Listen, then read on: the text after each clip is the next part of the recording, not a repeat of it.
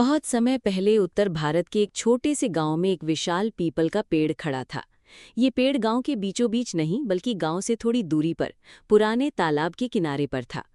गांव के लोग मानते थे कि उस पेड़ में एक भूत या चुड़ैल रहती है जिसका नाम था मुनमुन। मुनमुन के बारे में तरह तरह की कहानियां सुनाई जाती थीं। कोई कहता कि उसकी आवाज़ हवा में गूंजती है, धीरे धीरे मुन मुन, जैसे कोई किसी को पुकार रहा हो। कोई कहता कि जिसने भी रात को उस पेड़ के पास जाने की कोशिश की उसकी तबीयत खराब हो जाती थी। गांव के बुजुर्ग बताते थे कि सालों पहले मुनमुन नाम की एक औरत इसी गांव में रहती थी। उसका दिल बहुत अच्छा था, लेकिन गांव वालों ने उस पर गलत इल्जाम लगाया। अकेलेपन और दुख में उसने उसी पीपल के पेड़ के नीचे अपनी जान दे दी। कहते हैं कि उसी दिन से उसकी आत्मा वहीं बंध गई। गांव वाले इतने डरते थे कि जैसे ही सूरज ढलने लगता लोग अपने दरवाजे बंद कर लेते। बच्चे बाहर खेलते खेलते अचानक दौड़कर घर भाग जाते और कोई भी उस रास्ते से अकेले गुजरने की हिम्मत नहीं करता।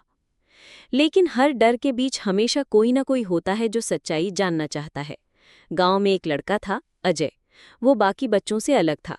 उसे ये बात खटकती थी कि बिना देखे बिना जाने सब लोग चुड़ैल का डर मानते हैं। अजय ने ठान लिया कि वो मुनमुन की हकीकत जानकर रहेगा। एक दिन शाम को जब सूरज ढलने ही वाला था, अजय चुपके से घर से निकल पड़ा। उसकी जेब में बस एक माचिस की डिब्बी और हाथ में लालटेन थी। धीरे धीरे वो तालाब के किनारे पहुंचा। वहां सन्नाटा था, सिर्फ झींगुरों की आवाजें और हवा की सरसराहट। पीपल का पेड़ हवा में झूम रहा था, जैसे उसकी शाखाएं किसी को पकड़ने के लिए आगे बढ़ रही हों। अजय का दिल जोर जोर से धड़क रहा था, लेकिन उसने हिम्मत नहीं छोड़ी। जैसे ही वो पेड़ के पास पहुंचा, अचानक ठंडी हवा का एक झोंका आया और लालटेन की लौ कांपने लगी। तभी उसने पेड़ से आती एक धीमी सी आवाज सुनी, मुन मुन। अजय के पैर कांप गए, पर उसने साहस जुटाकर जोर से कहा, कौन हो तुम, सामने आओ। और तभी पेड़ के तने के पास धुंध जैसी आकृति बनने लगी। कुछ ही पलों में वो एक औरत का रूप ले चुकी थी। सफेद साड़ी, बिखरे बाल और आंखों में अजीब सी चमक।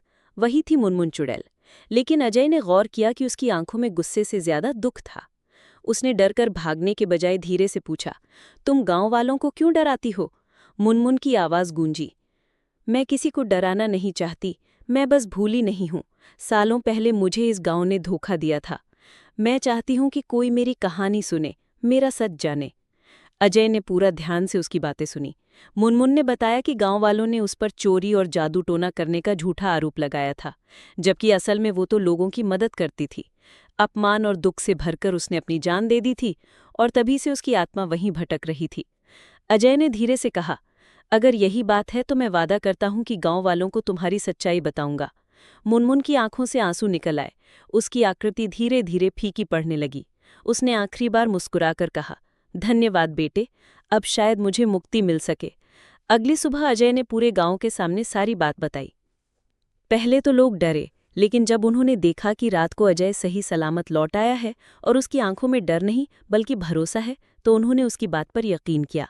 गांव के बुजुर्गों ने उसी पीपल के पेड़ के नीचे एक दीपक जलाया और मुनमुन की आत्मा की शांति के लिए प्रार्थना की।